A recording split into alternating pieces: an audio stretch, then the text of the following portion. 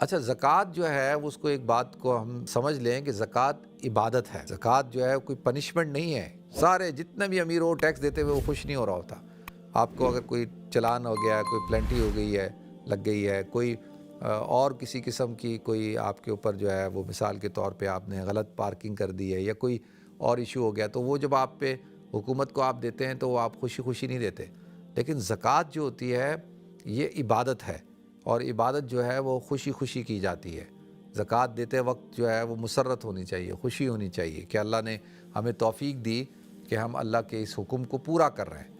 یعنی اللہ کے حکم کو پورا کرنے کی جو ہے وہ، تو جب آدمی نماز پڑھتا ہے، جب آدمی روزہ رکھتا ہے، جب آدمی حج کرتا ہے، جو بھی عبادات کرتا ہے، تو اس عبادت کے بعد اس کے اندر خوشی کا احساس ہوتا ہے نا۔ اسی طریقے سے زکوٰۃ بھی عبادت ہے۔ جب آپ زکوٰۃ ادا کریں تو خوشی خوشی ادا کریں، اور اس کا احساس بھی آپ کو ہونا چاہیے کہ اللہ کا آپ پر فضل ہوا کہ آپ زکوٰۃ دینے والے ہیں، آپ زکوٰۃ لینے والے نہیں ہیں۔ تو یہ بھی بڑی اہم بات ہے۔ خدا نہ خواستہ ایسا نہ ہو جائے کہ حالات ایسے ہو جائیں کہ آپ کو زکوٰۃ لینے پڑ جائے، تو اللہ یہ دن کسی کو نہ دکھائے۔ اللہ ہمیں ہمیشہ دینے والا بنائے۔ الید العلیٰ خیر من الید السفلیٰ، کہ اوپر والا ہاتھ جو ہے وہ نیچے والے ہاتھ سے بہتر ہے۔ تو یہ اللہ کا فضل ہے، اللہ کا کرم ہے ہم پہ کہ اللہ تعالیٰ نے ہمیں جو ہے اوپر والا ہاتھ بنایا ہمارا۔ ہم دینے والے ہیں، لینے والے نہیں۔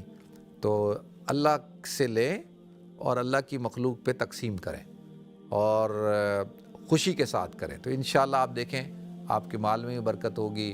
جو لوگ بھی زکوٰۃ ادا کرتے ہیں ان کے مالوں میں برکت ہوتی ہے، اور اللہ تعالیٰ ان کو مال کے شر سے بچاتا ہے۔ یہ مال کا شر بڑا خطرناک ہوتا ہے، اور جو لوگ زکوٰۃ ادا نہیں کرتے وہ مال کے شر کے اندر، مال کے فتنے کے اندر پھنس جاتے ہیں۔ تو اللہ تعالیٰ سے دعا ہے کہ اللہ تعالیٰ ہم سب کو مال کے فتنے سے ہماری حفاظت فرمائے، اور مال کے شر سے بھی ہماری حفاظت فرمائے۔ تو زکوٰۃ خوشی خوشی ادا کیا کریں، اور اللہ کا حکم سمجھ کے ادا کیا کریں، اور اللہ تعالیٰ اس کا اجر ہمیں انشاءاللہ آخرت میں بھی عطا فرمائیں گے۔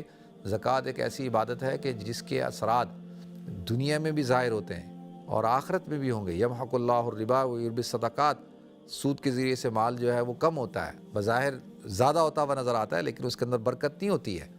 لیکن ویربی الصدقات، اور صدقات سے مال بڑھ جاتا ہے کہ اس کے اندر برکت آ جاتی ہے، اور اس کے شر ختم ہو جاتا ہے، اس کے اندر اللہ خیریں پیدا کر دیتا ہے۔